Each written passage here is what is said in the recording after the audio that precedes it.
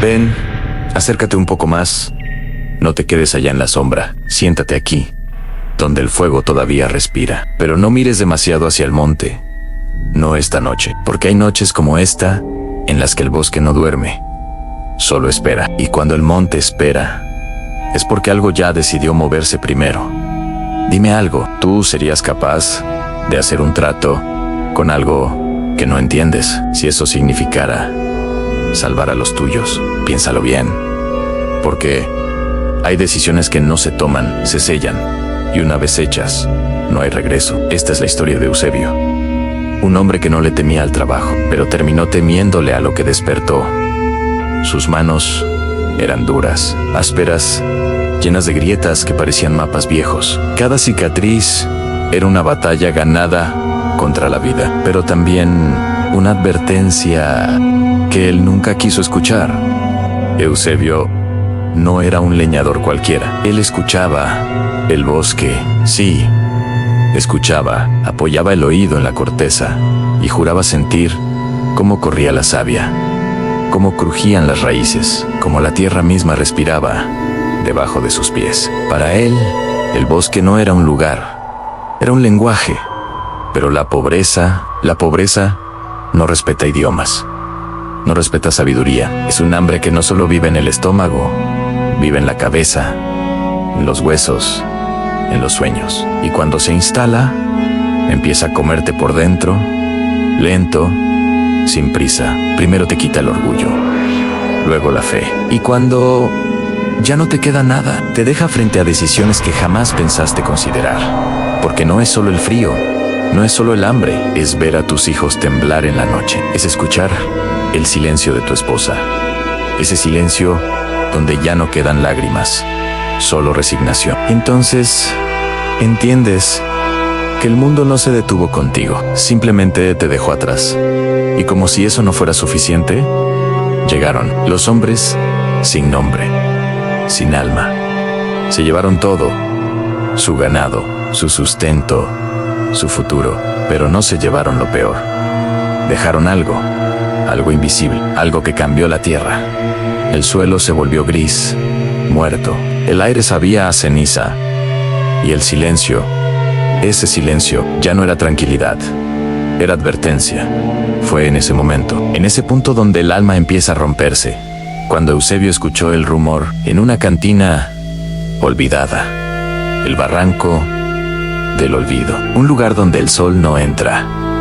No porque no pueda, sino porque no quiere. Un lugar donde crece algo que no debería existir. El árbol del diablo. Decían que una sola rama bastaba para cambiar el destino de una familia, que quien lograba cortarla jamás volvería a conocer la miseria.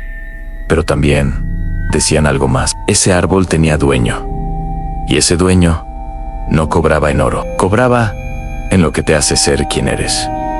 Eusebio no hizo más preguntas, porque cuando la desesperación aprieta, las advertencias suenan como ruido. Esa misma noche tomó el hacha de su padre, pesada, firme, cargada de historia y de una advertencia que ahora retumbaba más fuerte. No uses esto contra lo que no entiendes. Pero ya era tarde. El monte lo sintió entrar y se cerró detrás de él. Las ramas se movían, no por viento, por decisión. El aire se volvió espeso, húmedo, podrido. El olor de la tierra abierta, de algo que fue enterrado y no quería quedarse ahí. Y entonces llegó el claro. El claro lo vio. No, eso no era un árbol. Era una ausencia, una mancha en la realidad. Negra, profunda. Sus ramas no crecían hacia el cielo, se retorcían hacia abajo, como si buscaran algo, o como si algo desde abajo las llamara. Y entonces lo sintió. El latido, lento, pesado, vivo. Boom, boom. Y cada latido hacía vibrar el hacha. Pero no se detuvo, porque ya no podía. Levantó el hacha y golpeó. Y el mundo se quedó en silencio. El sonido no fue madera, fue carne. Un golpe húmedo, profundo, real. Y de la herida brotó sangre, espesa, caliente. El suelo La rechazó, siseó, como si estuviera quemando, y entonces comenzaron los susurros. Deuda, deuda, deuda. No venían del aire, venían de adentro, de su cabeza, de sus pensamientos. Las astillas se movían, se retorcían. Eusebio retrocedió, pero no huyó, porque el hambre grita más fuerte que el miedo, y volvió a levantar el hacha. El segundo golpe fue más fuerte, más profundo, y el árbol respondió, no con sonido, con un lamento, un grito antiguo. Cada golpe es un contrato, cada herida una firma, cada astilla una deuda que alguien más pagará. Pero Eusebio ya no escuchaba, arrancó la rama, y en ese instante, algo cambió. El bosque lo dejó salir. Llegó a casa, ocultó la rama, pero el aire cambió, y entonces, alguien tocó la puerta. No era del pueblo, no era de ningún lugar. Delgado, imposible, con uñas como corteza seca. He venido a cobrar. Eusebio ofreció un fragmento, y se volvió oro. Brillante, perfecto. Pero el cobrador no sonrió. Eso solo paga el interés. Eusebio miró al suelo. Su sombra no tenía pies. El oro llenó la casa, pero la vida la abandonó. Los animales huían, la tierra moría, y en el cobertizo, las astillas crecían, susurraban, recordaban, hasta que un día vio la sombra de su hijo, incompleta, desapareciendo lentamente. Y ahí se rompe.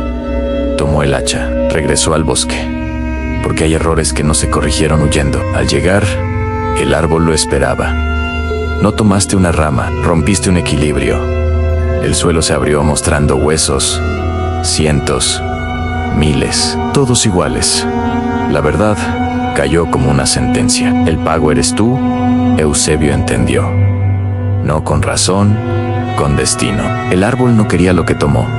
Quería reemplazo, carne por madera, vida por raíz. Y entonces comenzó. Cada pedazo de carne, cada gota de sangre fue aceptada, absorbida, integrada. Se convirtió en parte del árbol. Regresó, pero ya no era él. Su brazo era madera, su piel raíces, su mirada grietas, y el hambre cambió. Ya no era comida, era vida. Y cuando el invierno cayó, no fue frío, fue sentencia. Lo último humano. Luchó, tomó el hacha y decidió, si iba a pagar, lo haría a su manera. Volvió al claro y comenzó a destruirse.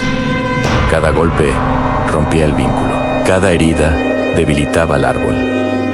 El cobrador gritó, pero ya no importaba, y en el último instante, clavó el hacha en el corazón del árbol. No con odio, con amor, con sacrificio. Y la luz lo consumió todo. Al amanecer, el árbol había desaparecido. La tierra volvió a vivir.